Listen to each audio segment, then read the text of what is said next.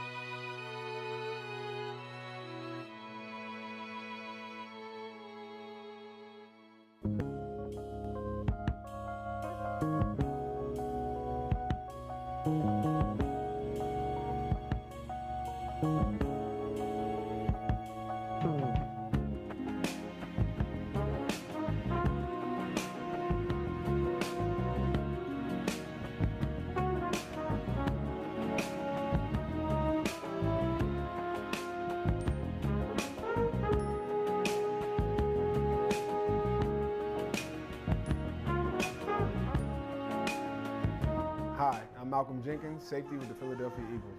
And I'm Anquan Boldin, retired NFL wide receiver. We want to take this time to let our fellow football fans understand why we've been demonstrating. This season, I'll be raising my fist to take a stand for racial equality and a much-needed reform to our criminal justice system. We're playing against policies and practices that reinforce the cycle of poverty in the communities that need the most help. We want to put an end to the money bail system, which unjustly punishes the poor. We're fighting to pass clean slate legislation in the state of Pennsylvania that would automatically seal nonviolent misdemeanor records after 10 years.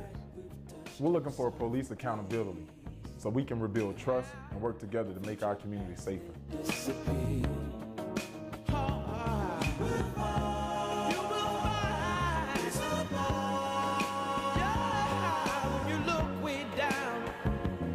Your heart and soul, I don't hesitate, 'cause the worst is gone. Stay young at heart. Ah, 'cause you never old heart.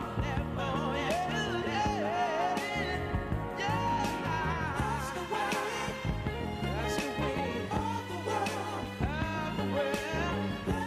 Shortly after the start of the 2017 NFL season, Malcolm Jenkins, Anquan Boldin, and Torrey Smith invited Eagles owner Jeffrey Lurie and NFL Commissioner Roger Goodell to meet with police, grassroots organizations, policy leaders, and public defenders in Philadelphia.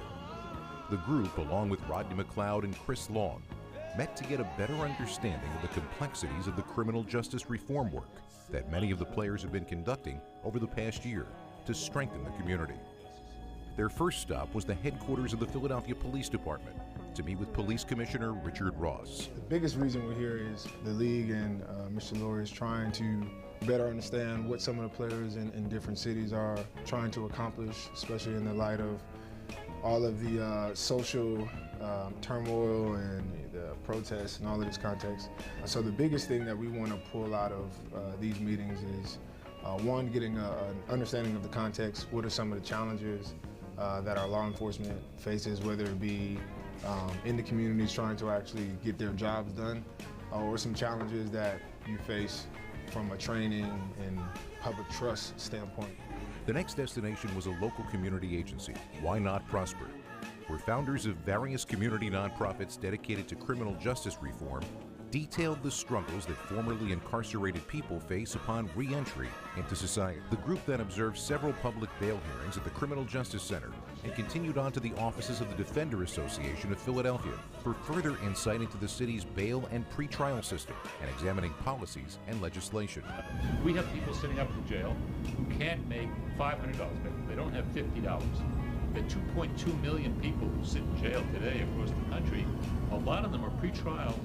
They've never been tried, they're presumed innocent, but they don't have the money to get their own release. You could spend not just 3 days, you could spend 3 months, you could spend a year before a case actually gets heard. And if the charges are dismissed and you win, that's it. They say sorry, they give you $5 for your transportation home, and that's it. you know, if we do it the right way, that we can really create change. Players care, and that you take these helmets off, we still go back to these communities, we grew up in these communities, we have family that still live in these communities, and most of our teams are in these communities. Hopefully what we've done today can be replicated in Pittsburgh, Cleveland, you know, Detroit. The world seems cold. Stay young and hard.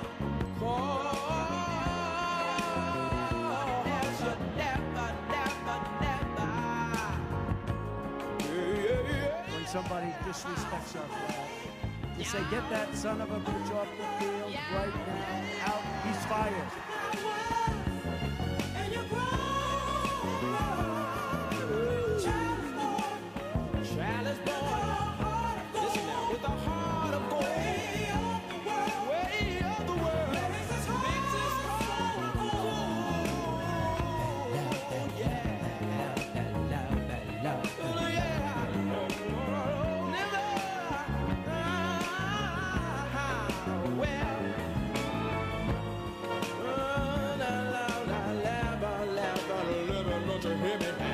Won't you hear me now? Ronan, won't you hear me now? Ronan, won't you hear me now? Hearts of fire, hearts of fire.